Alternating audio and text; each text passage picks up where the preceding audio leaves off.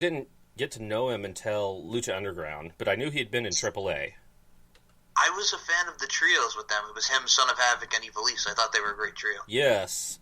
And we've got the 21-woman Casino Battle Royal, another Casino Battle Royal. God, that last one was just god-awful.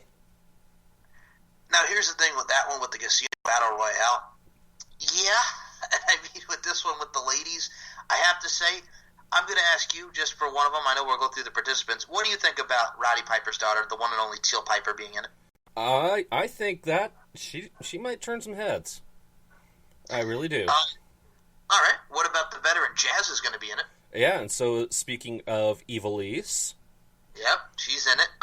Britt Baker, Nyla Rose, Allie and Brandy Rhodes, of course. Britt Baker, the legit dentist, I might add.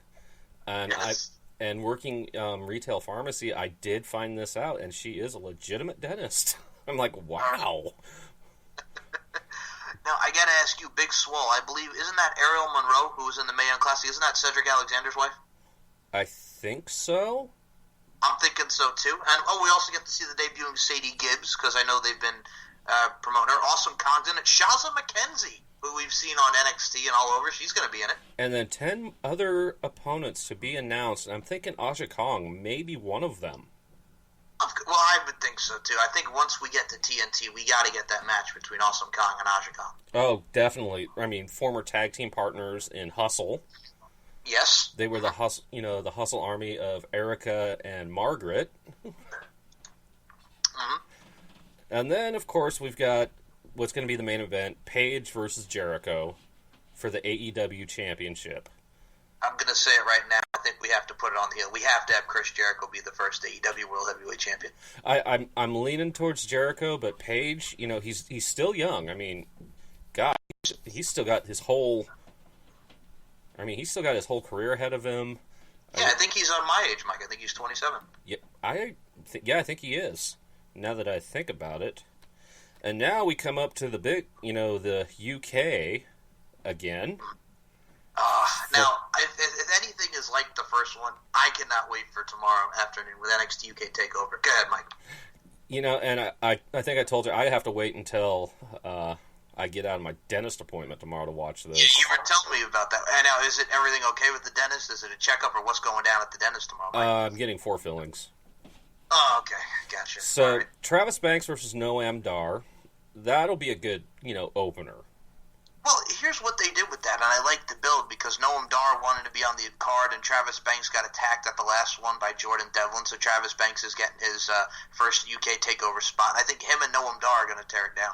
And then, of course, we got the last man standing with Dave Mastiff and Joe Coffey, the big dogs. Now, 2 big dogs that can move, and if what we saw with Eddie Dennis and the Bomber at the last TakeOver's and we have what Joe Coffey did with Pete Dunne, I think these two are it's going to be a hell of a brawl. Yeah, and I've been a fan of Joe Coffey's, for quite a while. And I was super stoked when I found out that he signed with NXT UK. I mean, in fact, he and I would actually converse on Twitter a lot. I don't know. So it was pretty cool. And same could be said with Wolfgang. In fact, Wolfgang invited me to the bar that he owns if I ever make it to Glasgow. That's awesome. Now, here's the thing about Wolfgang. Now, in that match, I'm going to say this. Now, they are in Cardiff, and we have the hometown boys in that match, Mark Andrews and Flash Morgan Webster, and obviously the champs, Zach Gibson and James Strait. I'd love to see the hometown boys come out on top. Yeah, and it gives Gallus, Mark Coffey, and Wolfgang, a chance to... Wolfgang is very underrated. He is. And so, even the Coffey brothers are underrated. Wolfgang, I love that swanton that he does. I think it's absolutely amazing. Oh, yeah. And if people, if you want to see some early Wolfgang, go on YouTube and check. There are a few ICW shows from, the early days where he has short hair and comes out to Hungry Like the Wolf. This is... Now, I saw something on YouTube last night. It was this little featurette talking about the UK Championship title match between Walter and Tyler Bate. The pre takeover one, the Target, the NXT UK yeah, the Target. Yeah, that was really well done. Yeah, with both of them training and just like going into the match, it was excellent. Yeah, so Walter's just an absolute monster. You know what it is too? Here's what also that kind of intrigued me, and I want to get your thoughts on this analogy. We had Cesaro talking about, he's going to be at NXT UK Takeover, Carta. Would you like to see, because I'm going to say Walter retains it, would you like to see Walter and Cesaro for the NXT UK title? Oh my God. Well, here's another thing with Cesaro. You know who else? You know who's also been on NXT UK a lot lately is Cassius Ohno. Yep. We can reform the Kings of Wrestling, or we can have the two of them face each other. So I think Walter's going to retain in this one.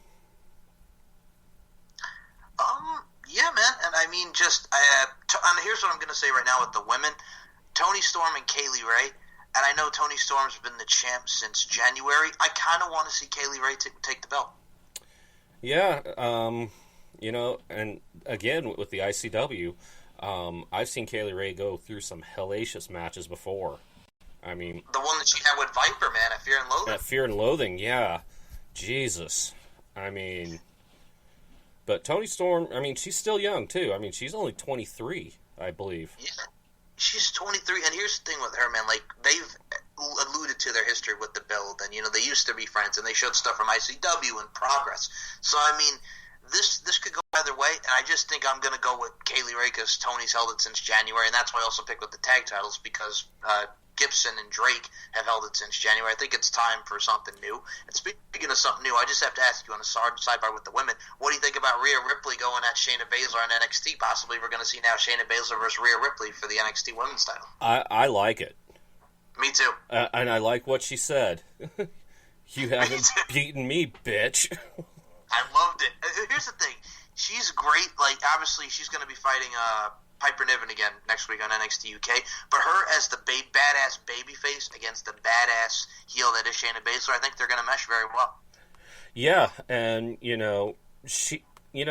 Rhea Ripley is actually pretty popular with the NXT crowd in Orlando.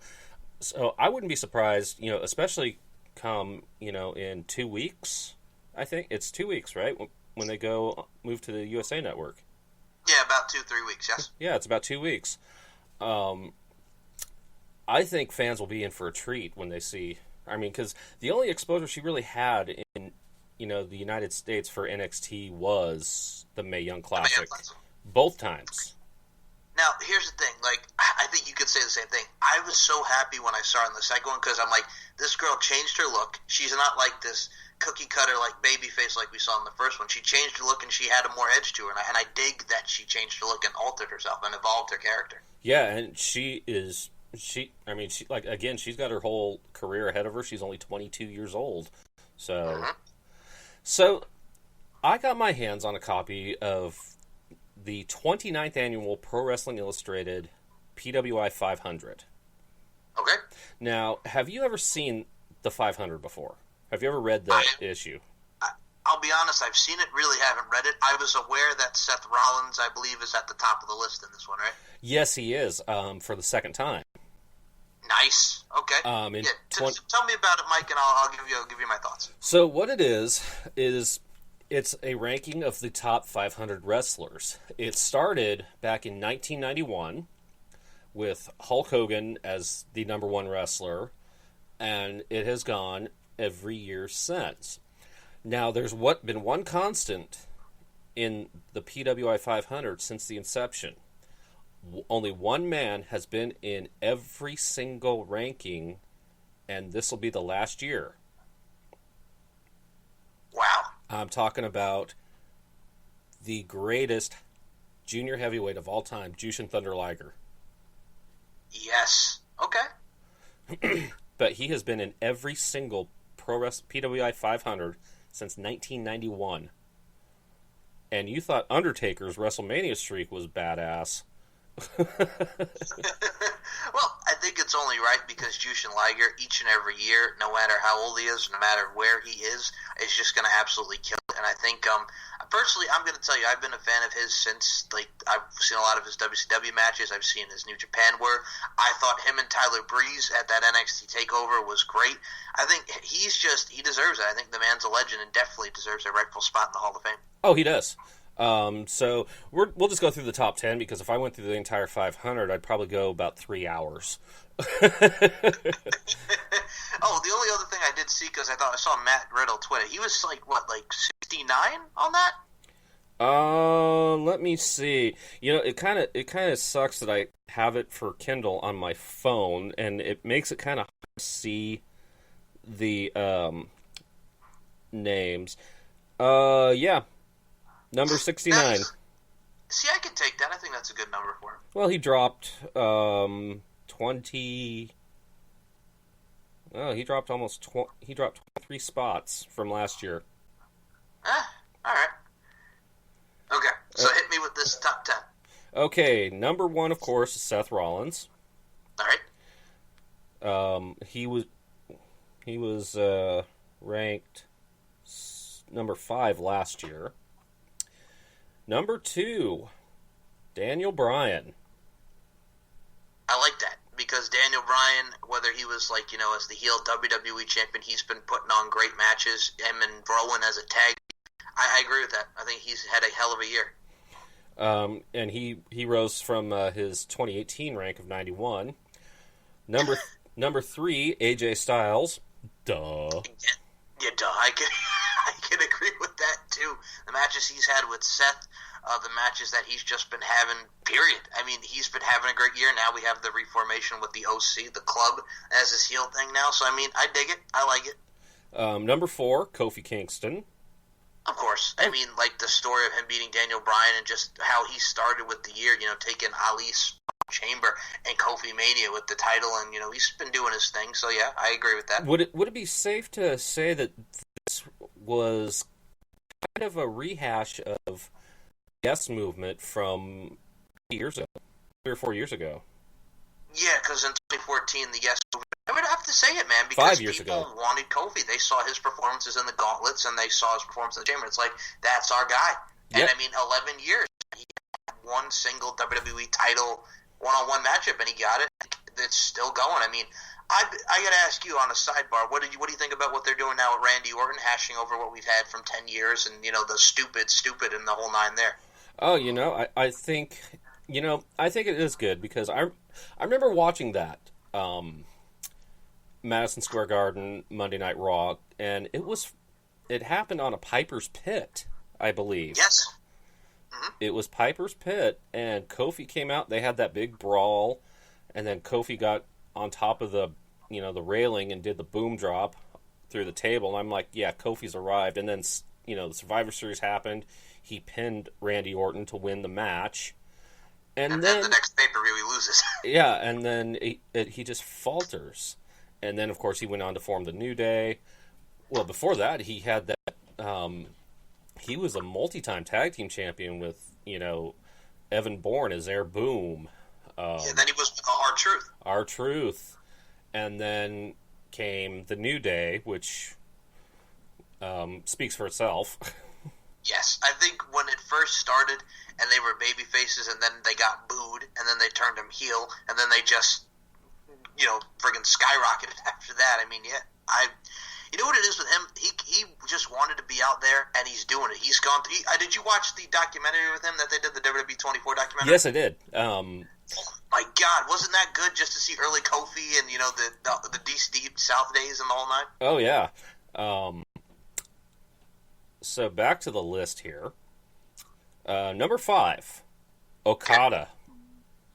Yeah, I can see that too. I mean, the Jay White's matches, every match that he's pretty much held, he's had a hell of a year thus far. And now all right, I believe Wrestle Kingdom, you can correct me, Mike, it's Okada and Ibushi for the title, right?